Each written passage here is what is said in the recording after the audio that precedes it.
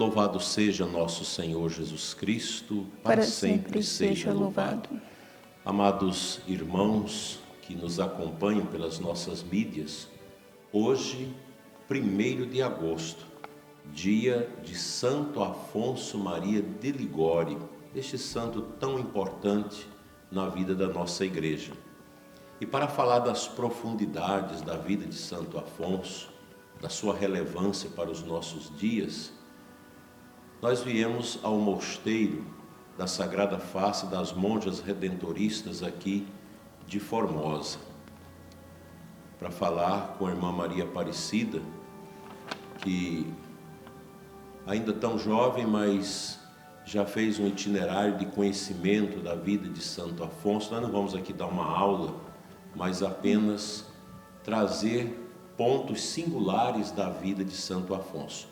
E eu te convido a gente a começar invocando a presença de Nossa Senhora, que Santo Afonso amou tanto, para que nós possamos ter uma boa conversa e que esse nosso encontro aqui possa nos ajudar a amar ainda mais a igreja como Santo Afonso amou. Em nome do Pai, do Filho e do Espírito Santo. Amém. Ave Maria, cheia de graça, o Senhor é convosco.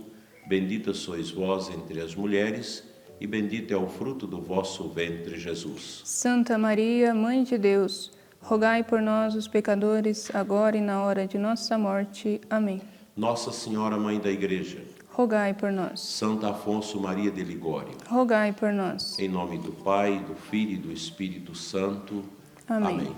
Muito obrigado, irmã, por ter aceitado esse convite de estar aqui, claro, com a permissão da Madre Superiora do Mosteiro, para esta partilha. Eu gostaria que a senhora apresentasse um pouquinho, falasse um pouco do seu itinerário, para depois nós começarmos a falar de Santo Afonso. Bom, eu me chamo Sora Maria Aparecida, eu estou no mosteiro desde 2016, quando ele ainda estava instalado na cidade de São Fidélis, no estado do Rio de Janeiro. E após ter percorrido o período de postulado, noviciado, eu agora sou professa simples, né? No meu último ano de professa simples. Se Deus quiser, ano que vem eu poderei professar solenemente. E agora o mosteiro está aqui em Formosa, graças a Deus, já há mais de um ano. E agradeço muito o convite do Dom Adair para estar falando aqui neste dia sobre o nosso querido pai, Santo Afonso Maria de Ligório, doutor da Igreja, que tem muito a nos ensinar ainda hoje. Então, irmã, a senhora, como uma filha de Santo Afonso, quem foi Santo Afonso Maria de Ligório? Bom, falar sobre Santo Afonso não é nem simples e nem rápido. Afinal de contas, ele viveu 92 anos. Santo Afonso, que foi estudante de direito, foi religioso, né, sacerdote religioso, foi bispo, né? Então tem muito assunto, mas eu fiz aqui um breve resumo dos principais acontecimentos da sua vida, acontecimentos estes que têm muito a nos ensinar, né?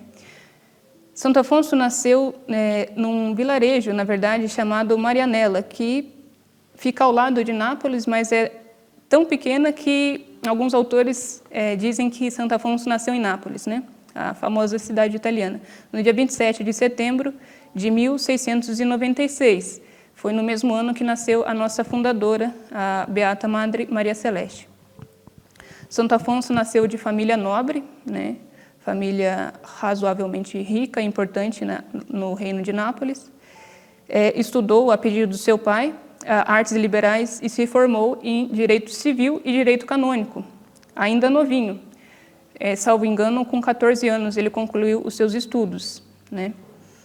E, exercendo a sua profissão de advogado, ele, num caso contra o Grão-Duque de Toscana, ele, por um simples descuido involuntário, ele vai perder essa causa e isso vai o abalar imensamente, a tal ponto que ele vai abandonar essa profissão, abandonar os tribunais e dizer: Ó mundo falaz, agora eu te conheço. Adeus, tribunais. Esse acontecimento para Santo Afonso foi como que o caminho de Damasco, né? Ele viu a vaidade do mundo, ele viu a fragilidade das alegrias desse mundo. Então, abandonou os tribunais, a sua profissão, e completou os seus estudos de teologia e foi ordenado sacerdote somente aos 30 anos. E essa opção do Santo Afonso, né, desagradou muito ao seu pai. Afinal de contas, ele era de família nobre, portanto, poderia receber uma herança grande, poderia ter uma carreira profissional muito luminosa, né?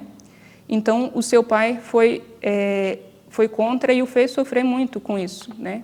Isso, na verdade, se repete ao longo da história com quase todas as vocações, seja ela sacerdotais, seja ela religiosa, né? Os pais que não entendem o chamado de Deus.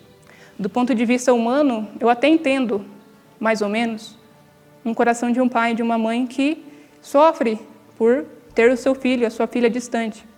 Mas se nós olhamos sob a perspectiva da vida espiritual, a vida eterna, isso é um grande absurdo, né?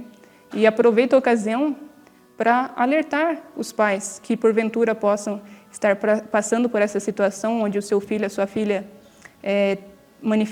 manifestaram um desejo de seguir a vocação sacerdotal religiosa, que não o impeçam, porque essa vida passa depressa demais. E muitos pais que impediram os filhos de seguirem a vocação, esses mesmos filhos acabaram, alguns, seguindo uma vida mundana. E quantos desgostos, né? Quanto sofrimento causou a esses mesmos pais. Então, se o senhor ou a senhora é um pai que está passando por essa situação, siga esse meu conselho, né? Não impeça o seu filho ou a sua filha de seguir a vocação. Mas continuemos. Desde então, Santo Afonso colocou todos os seus conhecimentos a serviço de Cristo, sobretudo para evangelizar os pobres e abandonados das zonas rurais da Itália. E essa opção, né, por esses pobres e abandonados das zonas rurais da Itália não foi por acaso, né? Em grande parte, essa decisão se deu porque o Santo Afonso constatou com seus próprios olhos o extremo abandono espiritual que essas pessoas se encontravam, né? Então ele viu, ao contemplar essa situação, né, dessa classe de pessoas, uma vocação, um chamado, uma missão de Deus, que, claro, foi amadurecendo com o passar dos anos. E é interessante, antes mesmo da gente falar do surgimento dos redentoristas, fazer apenas um comentário, que o Santo Afonso e a Beata Maria Celeste e a congregação e a Ordem dos Redentoristas surgiu justamente quando se iniciava, se formava lá na Europa aquilo que iria culminar na Revolução Francesa, né? As ideias iluministas que já surgiram um século antes começaram a se espalhar por toda a Europa e aquilo vai culminar na Revolução Francesa. Então, a gente sabe, para quem estudou a história da Igreja, que justamente nesse período, talvez a gente fale um pouquinho mais para frente novamente sobre esse assunto, que o Marquês de Pombal, né, um pouquinho mais tarde, na verdade, vai iniciar uma perseguição muito agressiva contra os jesuítas, que até então dominavam, né, o ensino nas universidades, né, e tinham grande influência nesses ambientes. E é justamente quando se tramavam, aliás, não só o Pombal, mas a gente sabe que quem tramou, escondido tudo isso, foi a maçonaria, né? E no momento mesmo que se tramava a supressão, né, a perseguição contra a Companhia de Jesus, Nosso Senhor suscita os redentoristas, né? Isso não é à toa, porque se cada santo é uma resposta de Deus a um mal, né, que acontece em determinado tempo da Igreja, quanto mais uma congregação religiosa. Então, diante desse mal, dessa perseguição contra os jesuítas que estavam no ambiente universitário, Nosso Senhor suscita a congregação e a Ordem Redentorista que tem a missão de ir atrás dos pobres e abandonados das zonas rurais, porque justamente nesses ambientes, naquela ocasião, era onde ainda se preservava, né, das ideologias iluministas e toda aquela doutrina que excluía Deus e a sua santa lei. Então, é a mão da providência, né?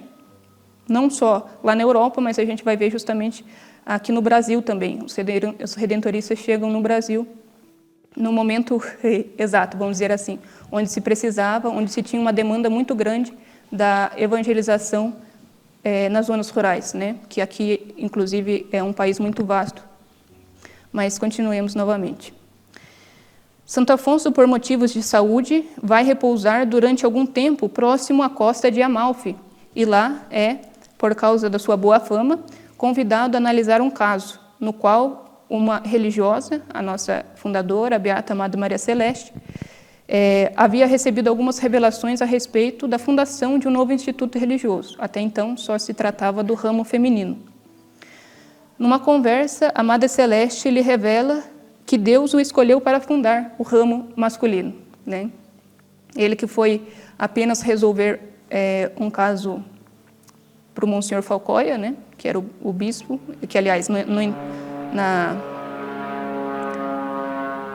que na ocasião não era bispo ainda. Ele tomou essa surpresa, né? Que a Madre Celeste lhe fala que Nosso Senhor queria que ele fosse o fundador do ramo masculino. E depois de muita resistência, devido à sua extrema humildade, né, e em se sentir indigno de tal missão, ele aceita, e a fundação acontece no ano de 1732. Nesse início da obra, tanto das monjas quanto dos padres, há inúmeras confusões e desentendimentos. É claro que eu não vou entrar em detalhes por causa do tema mesmo, para a gente não fugir tanto do tema, e por causa do tempo também, mas essas confusões, esses desentendimentos se deram em grande parte por causa que uns congregados achavam que os redentoristas se deviam dedicar-se ao ensino também, e outros falavam que era apenas missões populares nas paróquias. Isso foi, em essência, a causa das discussões. Em 1749, o Papa Bento XIV aprova as Santas Regras, né? E um ano depois, a regra das monjas, né? Santo Afonso e os congregados, né, começam, aliás, eles já faziam as pregações, mas de forma mais oficial, vamos dizer assim. Começam a pregar as missões e retiros, sobretudo as pessoas do campo, como eu falei. E para isso, ele que recebeu de Deus muitos dons e muitas capacidades, ele vai utilizar da pintura que ele mesmo fazia, da música que ele mesmo compunha e também da poesia. Ele era cheio de dotes, né, de qualidades. A fama dele se espalha e chega até ele os rumores de que o queriam bispo de Palermo. E ele então responde diante desses rumores, pedindo que rezassem para evitar que esse grande escândalo acontecesse, né? A gente vê uma grande humildade em todos os acontecimentos da sua vida. Ele se sentia indigno de ser fundador, indigno de ser bispo, e não era simplesmente da boca para fora, porque isso a gente lê muito nos livros, e muitas vezes as pessoas até dizem, eu não mereço, mas ele de fato conformava a sua vida, todas as suas palavras, as suas atitudes de acordo com esse princípio. Ele não era digno, né? Mas, em 1762, o Papa Clemente XIII deu-lhe, né, a mitra de Santa Águeda dos Godos, né? Ele se tornou bispo dessa diocese. E ele que disse, então, a vontade do Papa é a vontade de Deus. E ele aceita, né? Durante 13 anos, pastoreou sua diocese, reformou mosteiros, né? Lá ele também acompanhou, inclusive foi ele quem pediu a fundação das monjas redentoristas na sua diocese. Ele acompanhou tanto elas como os outros mosteiros já existentes, né? Reformou o clero também, que estava relaxado, e os costumes, né, dos povos, dos seus diocesanos em geral. Isso através das pregações, através das cartas pastorais, e enfim. Em 1775, a seu pedido, o Papa livra-o do bispado, porque ele já se sentia idoso, cansado, né, adoentado. Ele volta para o convento, porém, como a vida do santo não é fácil, e é preciso se configurar Cristo crucificado, teve o desgosto de ver a cisão do seu instituto Isso se deu em grande parte por causa da questão do regalismo, por causa do rei de Nápoles, né, que botou muitos problemas. E o que é pior, ele acaba sendo expulso da própria congregação que fundara, por também tramas, né, de outras pessoas. Nos últimos 12 anos de vida, ele escreveu muitos livros, que logo mais o Dom Adair apresentará a todos. E morreu no dia 1º de agosto de 1789, no convento de Pagani. E é interessante, porque eu já comentei que os redentoristas e as redentoristas surgem num contexto onde estava ganhando forma a Revolução Francesa, e ele morre justamente quando se inicia efetivamente a Revolução Francesa, né, no ano de 1789. Foi canonizado em 1831 pelo Papa Gregório XVI e declarado doutor da Igreja em 1871 pelo Papa Pio IX. Isso foi um breve resumo dos principais acontecimentos da sua vida.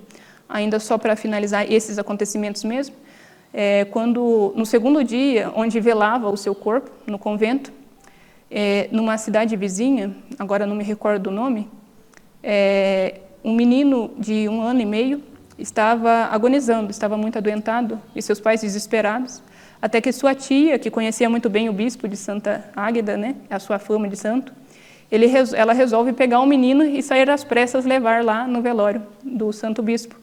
Seus pais falam, não adianta, ele vai morrer no caminho, mas ela, com muita fé, leva-o.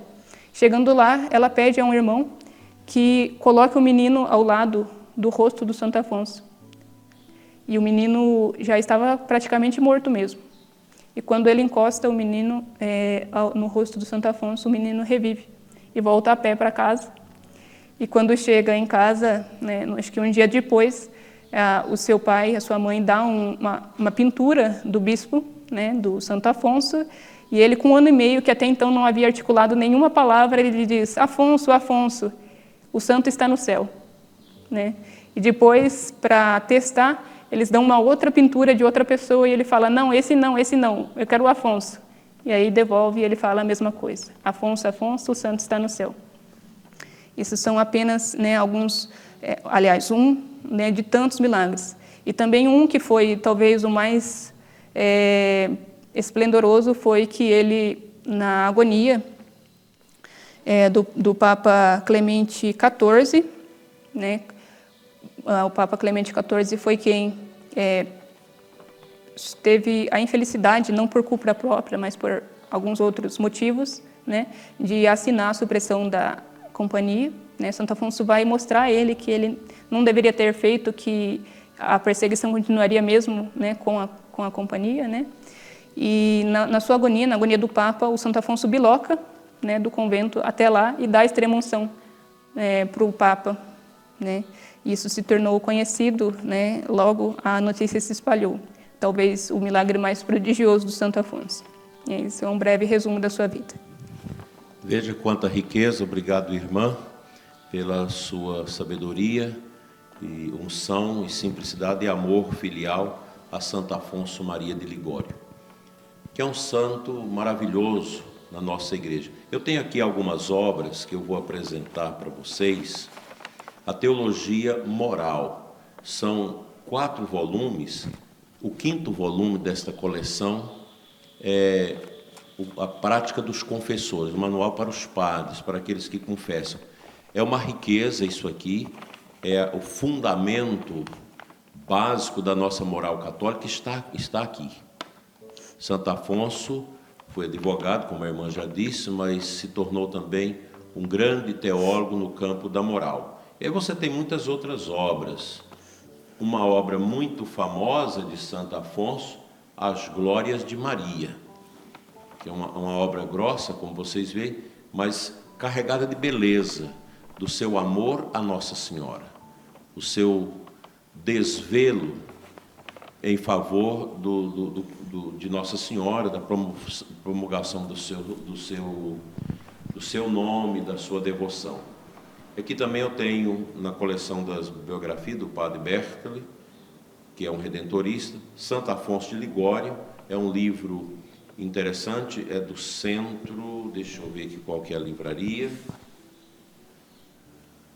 Escola Dominus Servite. Eu penso que é dos próprios redentoristas, até foi as irmãs, quando eu estive no Rio de Janeiro, que me deram esta obra. Aí você tem uma série de outras obras pequenas, que são ótimas, visitas ao Santíssimo Sacramento. Eu até vou no nosso programa Oração da Manhã, oportunamente, num tempo determinado, e nós vamos trabalhar esses, são 29 visitas, me parece, ou 30 visitas. Então, 30, né? São um para cada dia do mês. É um para cada dia do mês, 30 visitas ao Santíssimo Sacramento. Tempo e Eternidade, Vida, Morte e Futuro. São livrinhos pequenos que ele fez para facilitar a leitura do povo. Tem um outro também, A Oração, que ajuda nessa metodologia de a gente aprender a rezar. A Verdade da Fé, isso aqui não temos todos os livros, ainda faltam mais alguns. A Prática do Amor a Jesus Cristo, esse é famoso, né, irmã? Sim, dos principais. O que ele fala nesse livro? É justamente a nos ensinar como ama efetivamente a Nosso Senhor, né? Uma linguagem muito simples, justamente porque a sua missão era evangelizar as pessoas simples, então ele tinha que trazer uma linguagem acessível a essas pessoas, né? Considero, não porque sou filha dele, mas o principal autor para se dar de presente aos pais, às famílias, onde quem não tem muito conhecimento, né, da fé católica, são uma linguagem simples e profunda ao mesmo tempo. Parece que é um dos livros mais lidos dele, né? Sim, junto com os Glórias de Maria. Os dois mais lidos, A Prática do Amor a Jesus Cristo e as Glórias de Maria. Vocês podem pesquisar na internet e se enriquecer. Meditações sobre a Quaresma, nós já fizemos nosso programa Oração da Manhã. Eu não sei se eu fiz o dele, eu acho que foi de Santo Tomás, mas acho que também já fiz as meditações de Santo Afonso na Quaresma. E por último, ainda tem dois ainda. Esse aqui a senhora vai falar dele. Um outro aqui, A Paixão de Nosso Senhor Jesus Cristo. São riquezas que brotam de um coração de um santo. Vocês imaginam um homem que era ocupado com 1000 coisas, bispo, Sim. fundador de uma congregação, e teve tempo para escrever coisas tão profundas. Não pense que é fácil escrever esses tratados de moral. Isso aqui, ele gastou muito tempo. Naquele tempo não tinha computador, não tinha máquina de datilografia, era tudo na caneta, na pena, e saiu do seu coração essas preciosidades. O último livro, irmã. Aqui a vocação religiosa, né? Temos também dele, salvo engano, foi reeditado também recentemente, que se chama A Verdadeira Esposa de Cristo, que, claro, é voltado principalmente para as religiosas, os religiosos, porém, contém ensinamentos que servem para todo o povo cristão, trata das virtudes cristãs. E, como eu dizia, numa linguagem muito acessível e muito cativante. Ele gosta muito de dar exemplos, né? E tem pessoas que gostam desse método, né? Então, está aqui uma breve exposição sobre as obras. Irmã, eu gostaria que a senhora falasse um pouquinho para nós, dentro da sua experiência profunda, uma jovem religiosa, uma monja que vive reclusa, teve autorização da madre para poder dar essa entrevista aqui, que isso não é usual. As monjas vivem sempre o escondimento. Aqui atrás nós temos aqui a capela, mas atrás aqui nós temos a clausura, onde elas assistem à missa.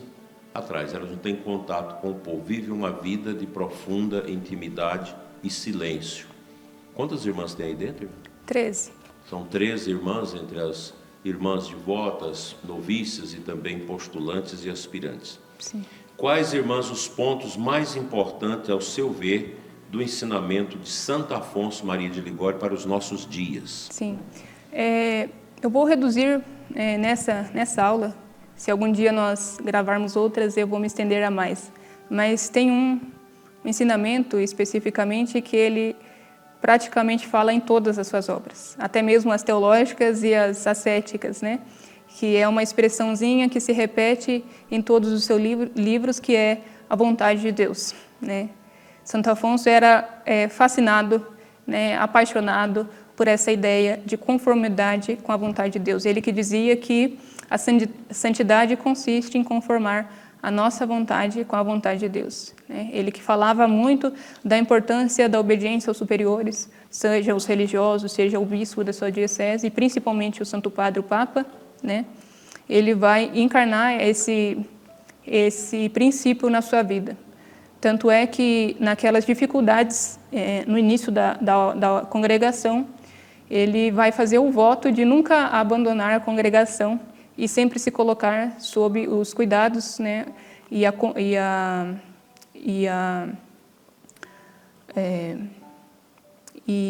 as ordens, né, do seu confessor, né, do seu diretor espiritual.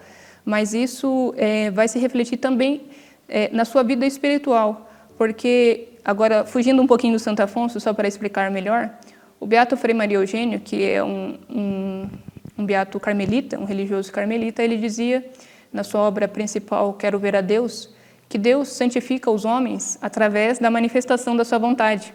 Mas essa sua vontade, ela pode se manifestar de 3 modos, né? A primeira é pela lei natural, que Deus inscreveu no nosso coração quando nos criou. Essa percepção inata, vamos dizer assim, entre o bem e o mal, né? E a segunda forma, a segunda maneira é através da revelação, que me ensina, por exemplo, se a lei natural diz que eu não posso ficar sem comer, porque isso vai ser prejudicial ao meu corpo, na revelação a gente vai aprender, por exemplo, que a gente deve se mortificar, fazer jejuns, né?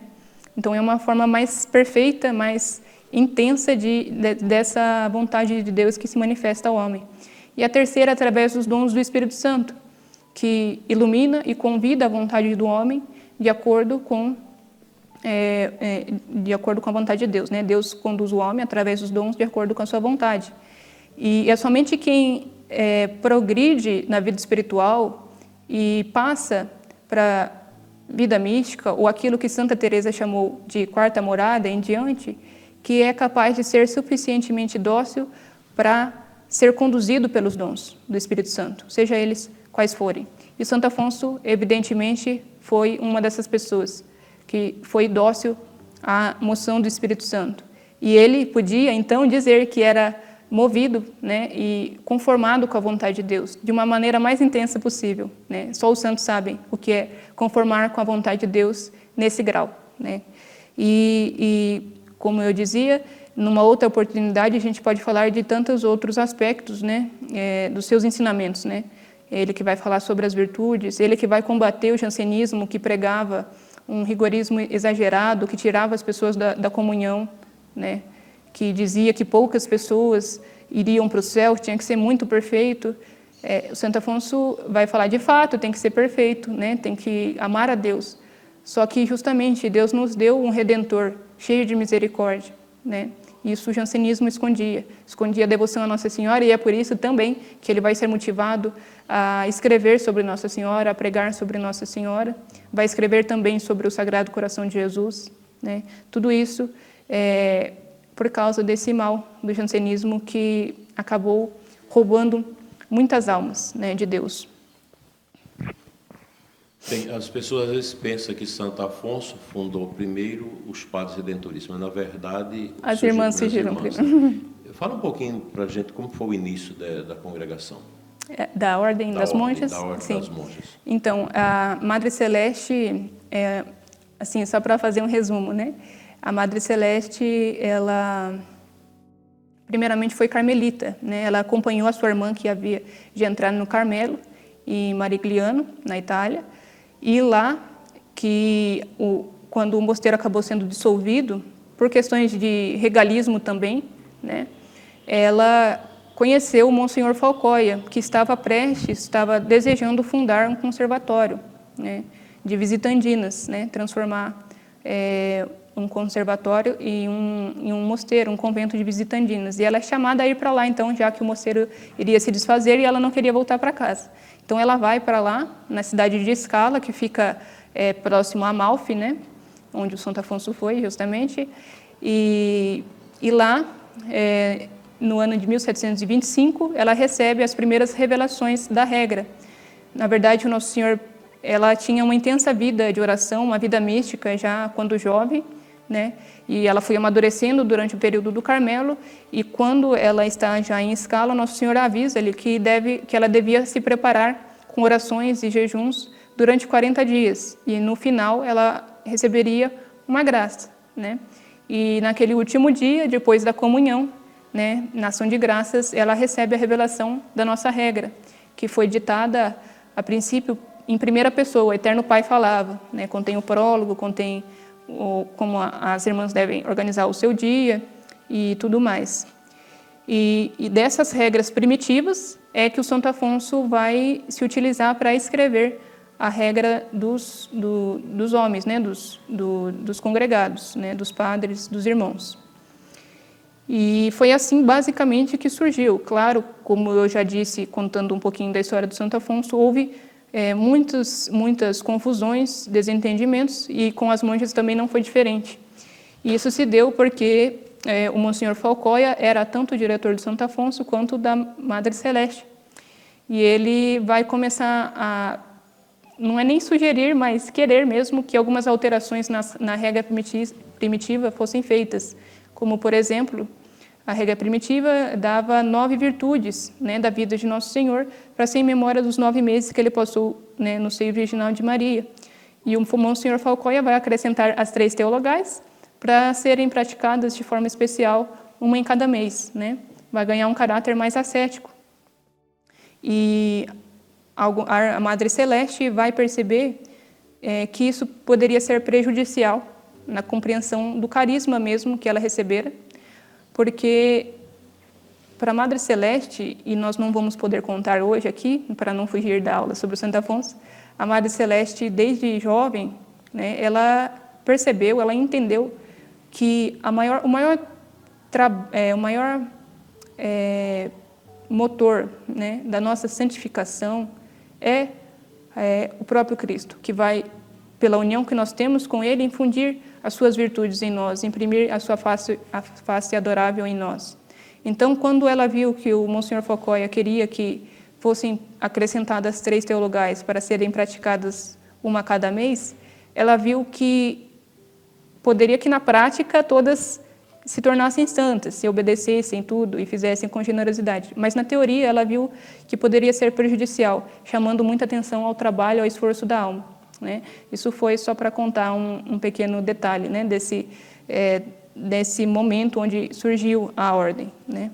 Depois ela vai morrer bem mais jovem que o Santo Afonso, com 58 anos de idade, na cidade de Foggia, na Itália também. Ela foi expulsa também do convento, que ela, não vamos dizer assim que fundou, mas da ordem que Deus se utilizou dela como instrumento, né? Que fundou nesse sentido.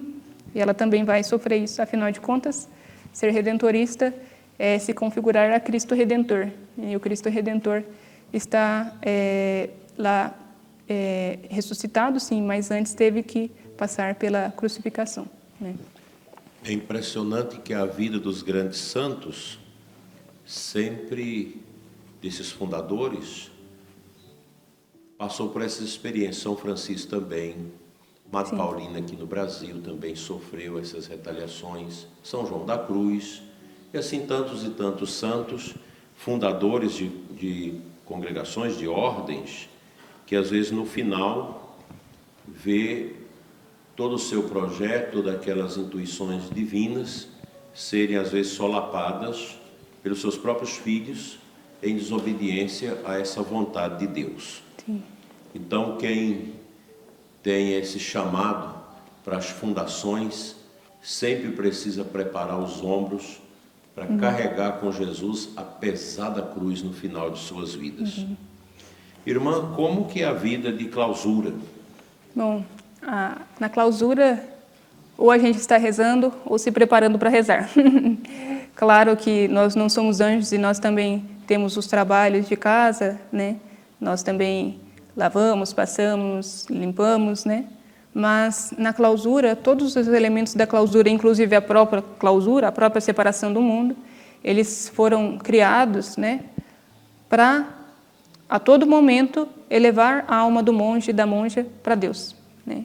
É tudo para lembrar a presença de Deus, desde um quadro, desde a hora de levantar, desde uma imagem que a gente vê.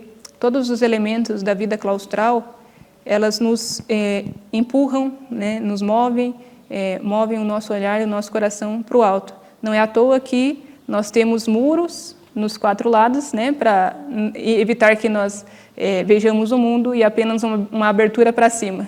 É aquilo que a gente reza na missa, né? Corações ao alto, sursum corda, né? Coração para cima. E assim a gente vive como homens uma vida de anjo, né?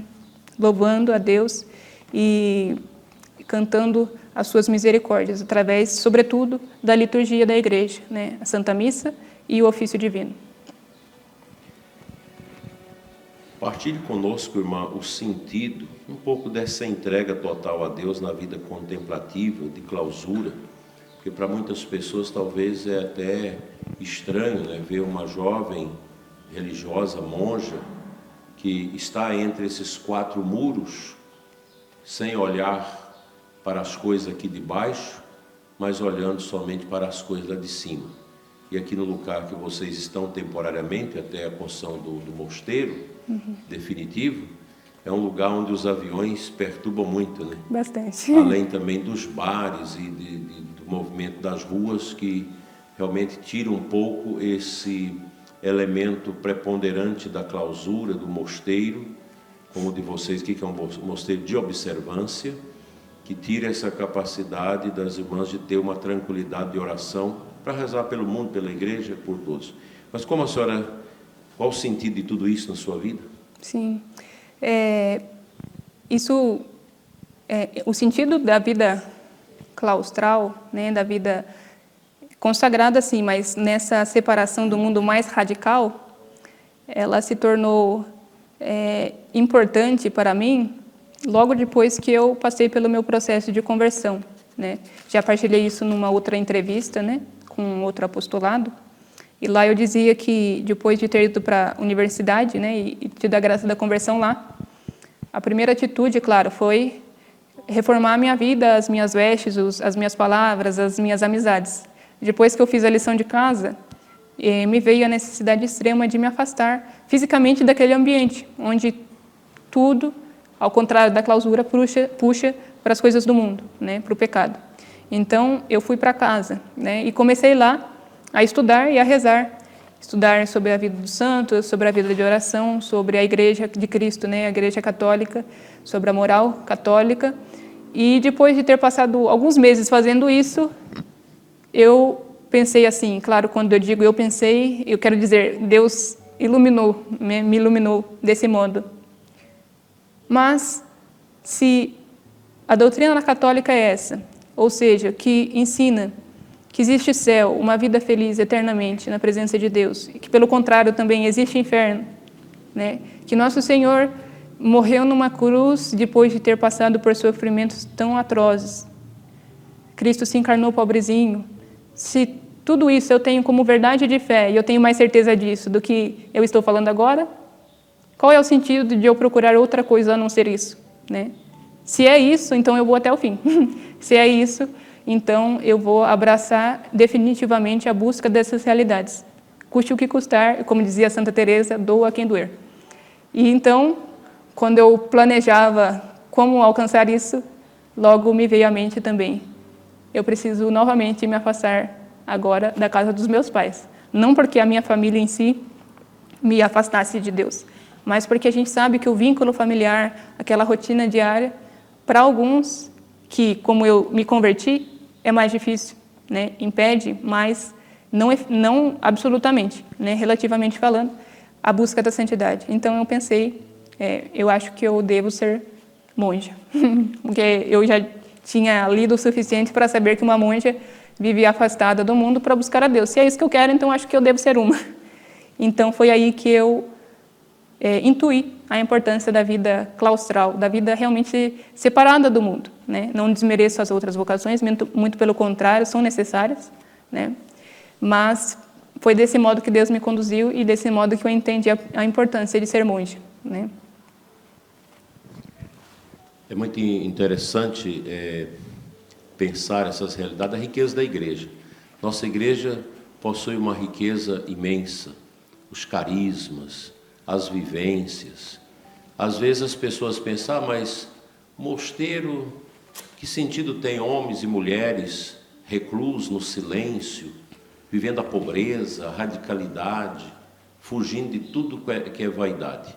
Tem um sentido muito importante, porque no mosteiro se ergue os louvores a Deus pela igreja, pela santificação do mundo. As monjas têm sempre centenas de intenções pelas quais elas rezam. Isso eu chamaria, irmã, de alavanca. Os mosteiros são as alavancas que dão sustentação espiritual à vivência da igreja, ao apostolado da igreja que está aí presente em todos os cantos da terra. Sem dúvidas. Bem, minha querida irmã, nós estamos no mês de agosto, começando hoje o mês de agosto, dia de Santo Afonso Maria de Ligório. Eu gostaria que a senhora deixasse uma mensagem aos jovens que vão assistir a esta nossa conversa, também aos pais que têm seus filhos vocacionados, pais, mães que rezam pela vocação dos seus filhos. Qual a mensagem que a senhora daria a eles para os dias de hoje? Sim. Para dar um recado eficaz nesse dia, eu trouxe aqui uma passagem da vida da Princesa Isabel, a última a governar o Brasil antes da queda da monarquia. O tema em si, aliás, o acontecimento em si pode parecer que não tem nada a ver com o assunto de hoje, mas tem sim muito a nos ensinar, né? A Princesa Isabel já desejava há muito tempo, assim como seu pai e o seu avô, abolir a escravidão no Brasil, né? Só que ela sabia que isso não era um assunto tão simples de se resolver apenas assinar um papel, né? Ela sabia que muita coisa estava implicada nisso. E no momento mesmo onde ela ia assinar, né, poucos momentos antes, um homem, que agora eu não me recordo qual o nome e qual o cargo, olhou para ela e disse: Vossa Alteza assinará o fim da monarquia no Brasil, o fim da Casa de Bragança. E ela, como fiel católica, um exemplo de católica, ela olhou para ele e falou assim: se 1000 tronos eu tivesse, 1000 tronos eu daria para libertar esse povo, né? Um desapego total, né? Ela poderia, então, governar um império, né? O Império Brasileiro.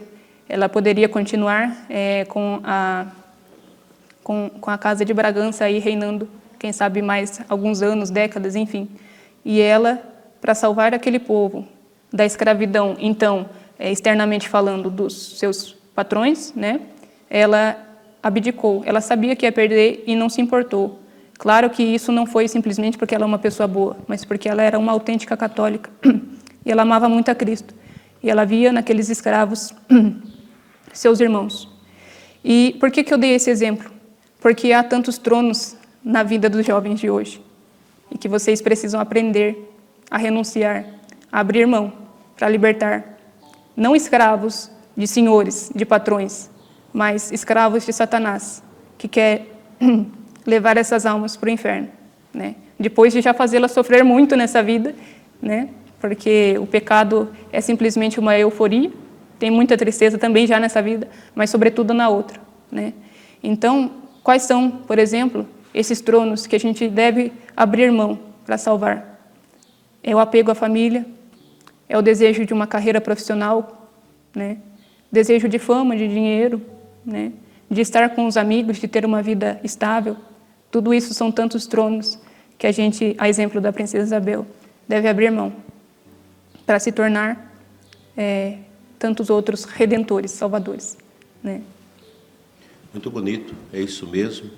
Eu acho que a senhora tocou um assunto muito importante, que são esses tronos, as falsas amizades e as falsas seguranças deste mundo e tantas outras coisas. A gente vê aqui, o bispo pode entrar no mosteiro, né? A clausura papal, então o bispo pode entrar no mosteiro. Mas quando a gente visita o mosteiro, que conversa com as meninas, com as vocacionadas, a gente percebe uma beleza esplendorosa no rosto de todas elas, que buscam essa compreensão da vida a partir da entrega total no silêncio a fazer a vontade de Deus. Eu agradeço, irmã, imensamente as suas orações, em primeiro lugar, e das demais irmãs, pela nossa diocese, pelo bispo, pelas nossas vocações. Peço que vocês rezem pelas vocações nesse mês, não só de vocês, mas também do nosso seminário, das outras congregações da diocese. e dizer da minha alegria de poder saber que aqui, no meio do barulho, no meio de tantas confusões da nossa cidade, mesmo que provisoriamente, não sabe até quando, o Mosteiro da Sagrada Face é uma espécie de um bom vulcão que eleva ao alto as orações matinais, já na madrugada e durante o dia, diversos momentos, a missa diária, que dá sustentação à igreja. Eu acho que isso estava profundamente no coração de Santo Afonso Maria de Ligório. Quanto bem isso faz à nossa vida e à vida da nossa igreja. Para quem quiser ter um contato com o mosteiro, tem o site, né, irmã? Sim, temos o site mosteirodasantaface.org. Temos também o e-mail, que na verdade vai estar indicado no próprio site, mas é mosteirodasantaface@gmail.com, né? E lá vocês podem entrar em contato. Talvez demoremos alguns dias para responder, mas responderemos, com a graça de Deus. E eu deixo agora as suas considerações finais. Sim. Nós falamos hoje, né, sobre o nosso querido pai, Santo Afonso, né? O meu pai especialmente, mas de todos que o recorrem, né, como intercessor. E não saindo do assunto, mas trazendo mais para a realidade aqui do nosso país, do Brasil, né, onde os redentoristas também já vivem há mais de 100 anos, eu gostaria de fazer essas considerações finais voltada para esse ponto específico, né, nos redentoristas no Brasil. E para isso eu vou recorrer também a outro acontecimento da Princesa Isabel, que vai nos ilustrar muito a importância de ser redentorista e aqui no Brasil, né. A Princesa Isabel, ela, como eu já disse, ela já desejava há muito tempo, né, assinar a Lei Áurea, a libertar os escravos do Brasil. E ela sabia que a monarquia estava em jogo, né, a Casa de Bragança estava em jogo, enfim. E então, ela que já tinha uma promessa, né, a pagar com Nossa Senhora Aparecida, pois ela, no início do seu casamento, tinha dificuldades de ter filhos, né, ela manda de presente, né, a Nossa Senhora Aparecida uma coroa, uma réplica perfeita ou quase similar àquela que seria a coroa que ela receberia se fosse a imperatriz do Brasil, né. Então ela pediu que o ourives da Casa Imperial fizesse essa réplica, né, em miniatura, né, para dar a imagem de Nossa Senhora. E com essa coroa, ela mandou um bilhete que dizia que ela era apenas uma princesa da terra e Nossa Senhora era a rainha do céu e, portanto, ela se curvava diante dela, né? E dizia a seguir, em primeira pessoa, né? Se eu não me sentar, né, no trono do Brasil, né, rogo-te que sente por mim e o governe perpetuamente, né? E com essa atitude, a Princesa Isabel passou, né, a coroa, o governo do nosso país, a Nossa Senhora Aparecida, de tal modo que a gente pode dizer que a monarquia espiritual do nosso país não acabou e nunca vai acabar, porque é sempre Nossa Senhora a quem governa. Mas por que eu disse isso? Nesse quase que exato momento onde ela dizia isso, ela mandava essa coroa e ela assinava a Lei Áurea, os redentoristas estavam chegando no Brasil, né? Metade do grupo veio aqui para Campinas de Goiás para cuidar da devoção ao Divino Pai Eterno e metade foi para o santuário, aliás, para Aparecida. O santuário ainda não existia a capela, a igreja menor. E olha que curioso, depois que a Princesa Isabel assinou a Lei Áurea, os próprios escravos e alguns abolicionistas diziam a ela que queriam erguer um monumento em homenagem a ela e escrever embaixo a Redentora. E ela disse, então, não, o único Redentor é Cristo. Vocês devem fazer um monumento em homenagem a Ele. E mais tarde esse pedido seria atendido, e seria o Cristo Redentor, lá no Corcovado, onde queriam colocar a imagem dela. Inclusive, o projeto dela constava de Jesus abraçado com a cruz, né? Sim, o Cristo Redentor, que inclusive é aquele que nós temos na nossa capela, e que a Madre Celeste tinha na capela, no primeiro mosteiro, né, com o globo nas mãos e a cruz, né? E então esse pedido foi atendido, mas as coincidências não param por aí, né? O nosso país, cujo nome de batismo já revela muito a sua missão, né, Terra de Santa Cruz, ele tem um carinho todo especial, né, porque foi um dos únicos países, junto com Portugal, que nasceu católico, nasceu por motivo de fé. E toda essa história da princesa Isabel, onde ela passa a coroa para Nossa Senhora, e onde, por causa dela, surge esse cartão postal do Brasil, que é o Cristo Redentor, e os redentoristas que vêm para o Brasil e são designados pela Divina Providência e por Nossa Senhora para cuidar do seu santuário, Nossa Senhora Aparecida, e até hoje são eles que cuidam, né? Tudo isso quer nos chamar a atenção, né, de que nós todos, brasileiros, não só eu, que sou redentorista, e os padres e as irmãs redentoristas, devemos ser tantos outros corredentores, né? E para isso, a gente tem que se configurar com Cristo Redentor. As suas virtudes, as suas palavras, os seus pensamentos, viver unidos a Ele. Porque quando a gente se configura a Cristo, né, acontece aquilo que São Paulo escreveu, né? Já não sou eu quem vivo, mas Cristo que vive em mim. E quando a gente é um alter Christus, né, um outro Cristo, as pessoas nos veem e não veem a nós, mas veem Cristo. E assim a salvação chega a todos.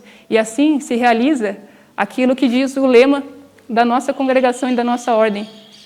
Copiosa apud Deo redemptio. Junto dele, de Cristo, a redenção é copiosa. Amém. Que bonito. Muito obrigado, querida irmã Maria Aparecida, nossa monja, aqui do Mosteiro Sagrada Face de Formosa.